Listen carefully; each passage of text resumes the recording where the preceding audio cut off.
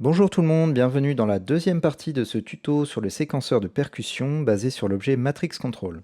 Alors la dernière fois on en était arrivé là.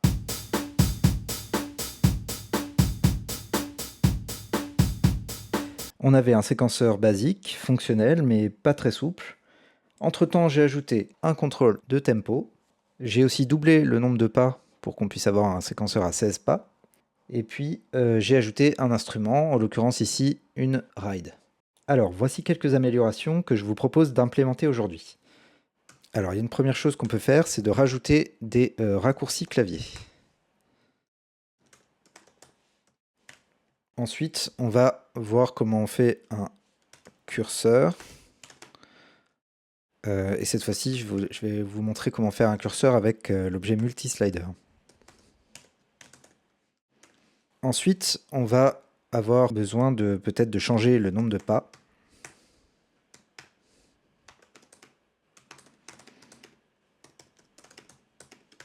Et puis, je voudrais qu'on ajoute aussi la possibilité de switcher entre deux kits différents.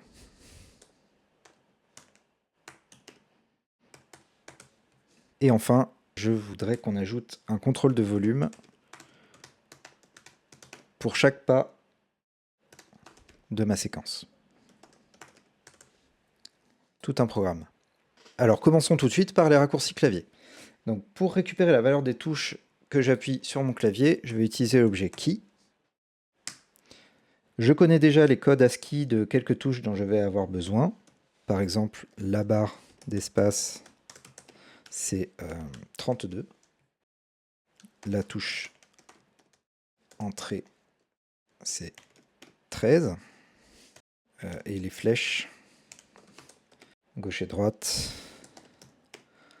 c'est 28 et 29. Donc pour récupérer spécifiquement ces valeurs-là, je vais utiliser l'objet cell, auquel je vais donner l'argument 32, 13, 28, 29. Alors je vais pouvoir directement connecter la première sortie de mon cell à mon toggle pour allumer et éteindre le séquenceur. La deuxième sortie va me servir à faire un reset, c'est-à-dire à remettre le séquenceur au premier pas. Lorsque je vais recevoir un 13 ici, cell va envoyer un bang via sa sortie numéro 2. Ce que je vais faire, c'est que je vais envoyer à ce moment-là un 1 dans l'entrée numéro 3 du counter. Ce qui fait que ça va le remettre à 1 la prochaine fois qu'il va recevoir un bang.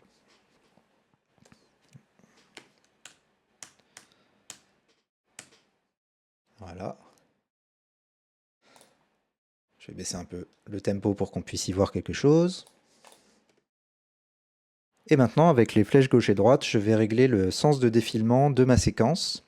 Donc pour ça, je vais utiliser la deuxième entrée du counter, auquel je vais envoyer les messages 0 pour aller à l'endroit et 1 pour aller à l'envers.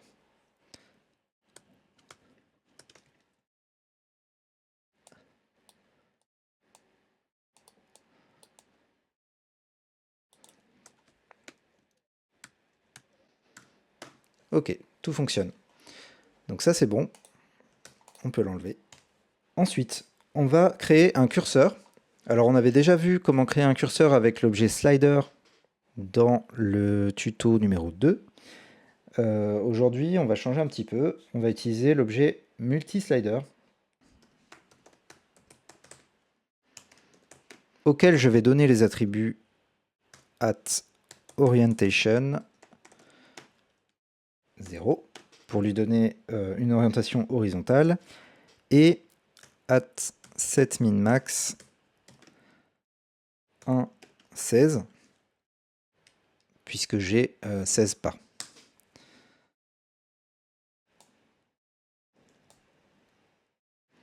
Ok, on va le mettre juste ici pour l'instant. On va connecter la sortie du counter à l'entrée de notre objet multislider. Je vais pousser ça pour l'instant. Voilà. Et lorsqu'on allume notre séquenceur, on voit qu'il nous manque une marge à droite et à gauche pour que notre slider soit aligné au bouton. Alors pour ça, on va aller dans l'inspector de notre multislider et on va ajouter une valeur avant et une valeur après le range utile. C'est-à-dire on va mettre 0,17. Entrée, hop.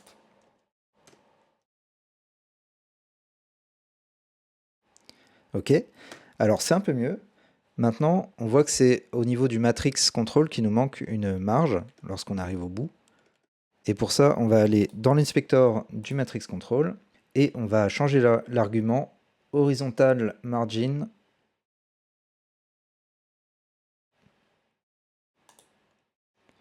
jusqu'à ce que ce soit aligné. Alors ça me paraît pas mal comme ça. Du coup, j'ai plus qu'à rendre le background du matrix control transparent.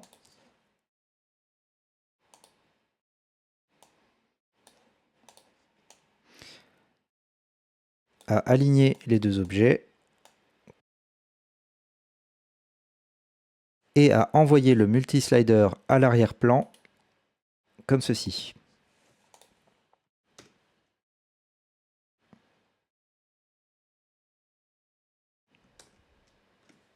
Ok, donc le curseur, c'est fait. Alors, pour pouvoir changer le nombre de pas dans ma séquence, il me suffit de changer le count maximum du counter via son entrée de droite, juste ici. Donc je vais créer une boîte nombre avec i et la relier à l'entrée la plus à droite du counter. Et ça, ce sera mon nombre de pas.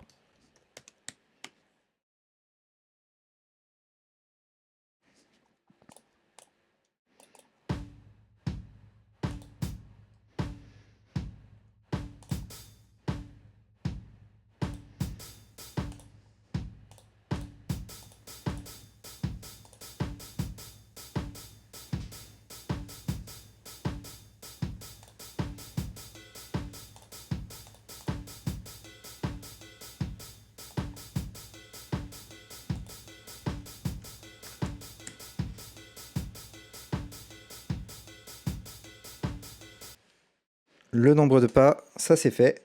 Alors pour pouvoir passer d'un kit à l'autre, on a principalement deux façons de le faire. La première façon, c'est changer les fichiers qui sont chargés dans mes buffers. Et la deuxième façon, c'est d'avoir une deuxième série de buffers avec d'autres fichiers chargés dedans.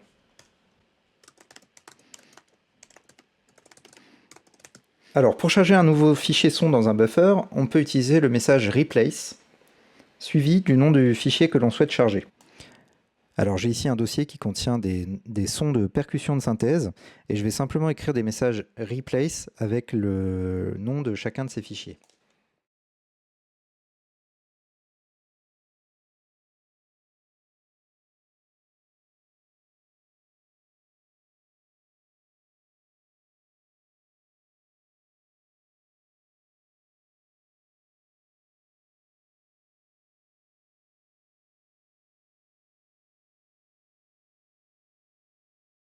Voilà, donc maintenant, lorsque je vais cliquer sur chacun de ces messages, je vais remplacer le fichier qui est actuellement chargé dans la RAM à l'endroit du buffer par un autre fichier.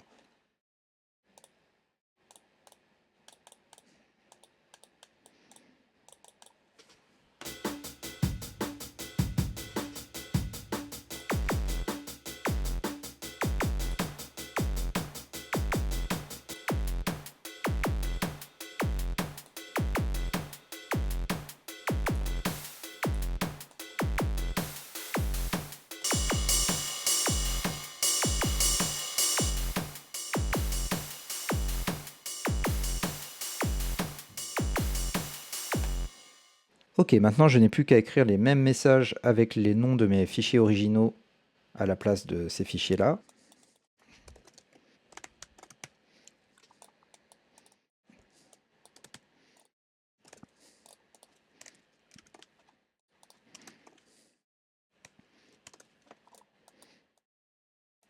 Et je peux donc passer d'un kit à l'autre pour chaque instrument.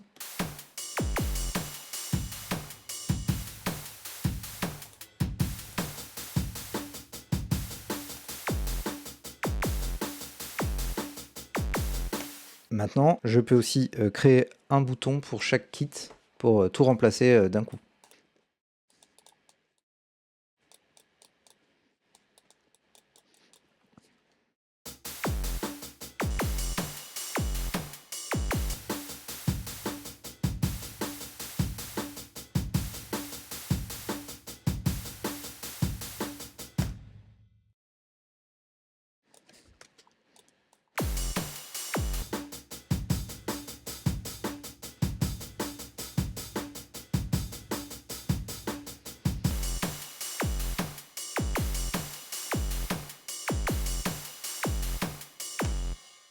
Ok, alors cette façon de faire marche très bien, mais la deuxième façon de faire va être plus efficace parce qu'on va charger en mémoire à l'avance les fichiers correspondant aux deux kits.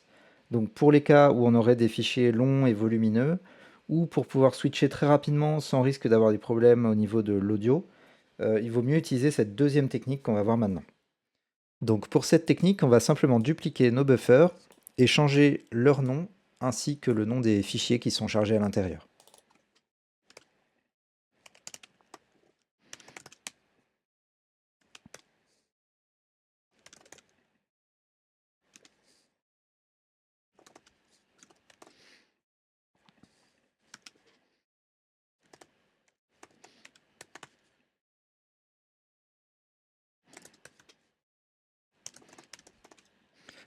Voilà, ensuite on n'a plus qu'à changer les buffers auxquels s'adressent les objets play, et on va le faire grâce au message set.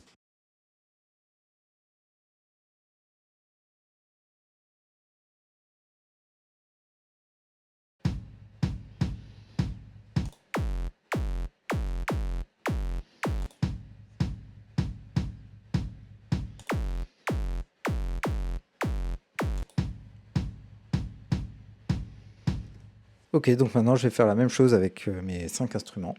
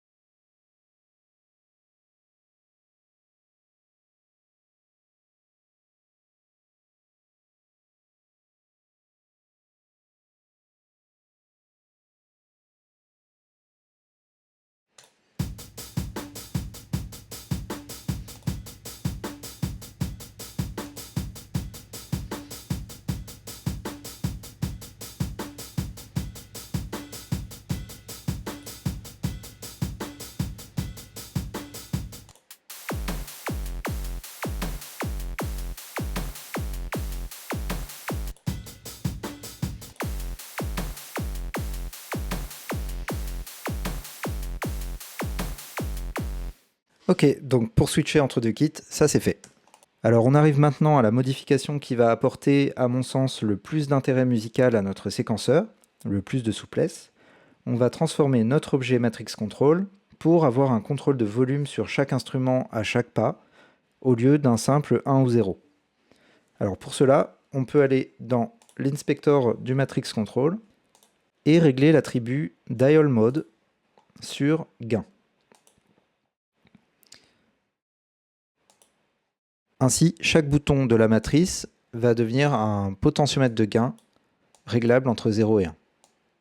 Alors si je regarde à nouveau ce qui sort de la sortie de droite de Matrix Control, grâce à un message,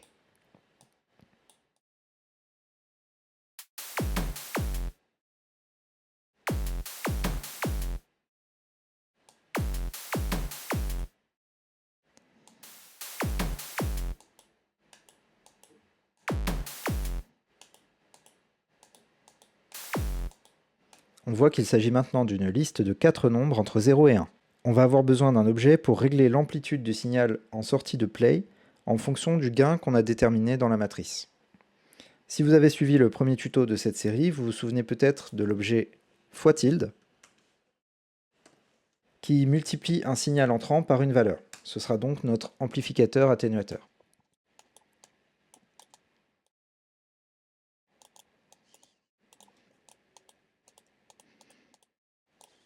Alors je vais devoir modifier un petit peu mon patch au niveau de ce qui se passe lorsque je reçois ma liste. La première chose à modifier, ça va être l'objet unpack. Et je vais remplacer tous les i qui sont ici par des f, puisque je n'ai plus affaire à des nombres entiers, mais à des nombres flottants, des nombres à virgule. Ensuite, on va devoir, pour chacun de ces nombres, l'envoyer dans notre objet fois-tilde pour régler le gain, puis envoyer un bang au message start. Alors pour faire ces deux opérations à la suite et dans cet ordre, à chaque fois que je reçois un nouveau nombre ici, je vais utiliser un objet trigger.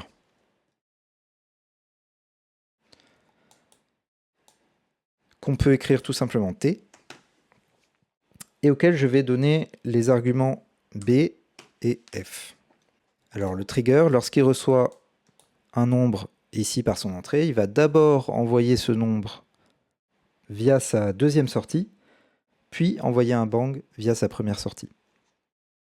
Donc je vais enlever ça pour l'instant.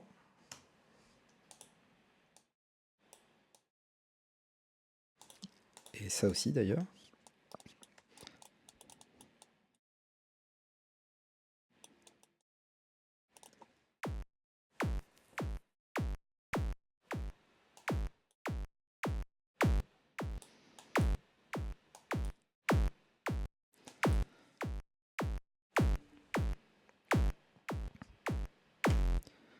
Alors on a un problème ici, c'est que mon sample de kick, qui est un petit peu plus long que la longueur d'un pas, ici n'est pas joué jusqu'au bout.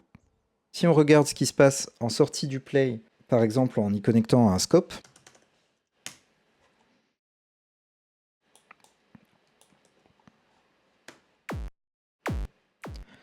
on voit que le play est constamment en train de jouer.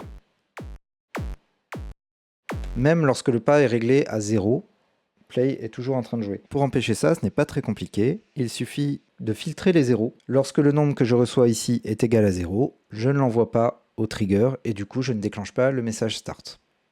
Alors pour cela, je vais utiliser l'objet cell,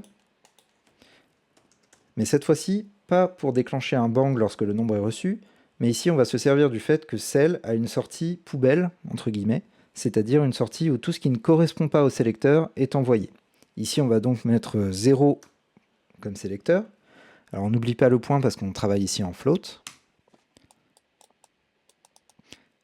Et je relie mon trigger à la sortie la plus à droite de mon cell.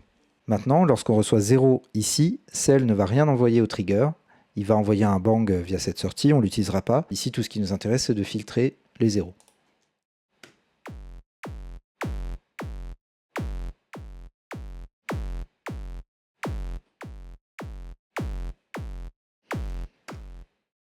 Voilà, maintenant, lorsqu'un pas est à 0, rien n'est déclenché, le play ne joue pas. Donc maintenant, j'ai plus qu'à faire la même chose pour mes autres instruments et à arranger un peu.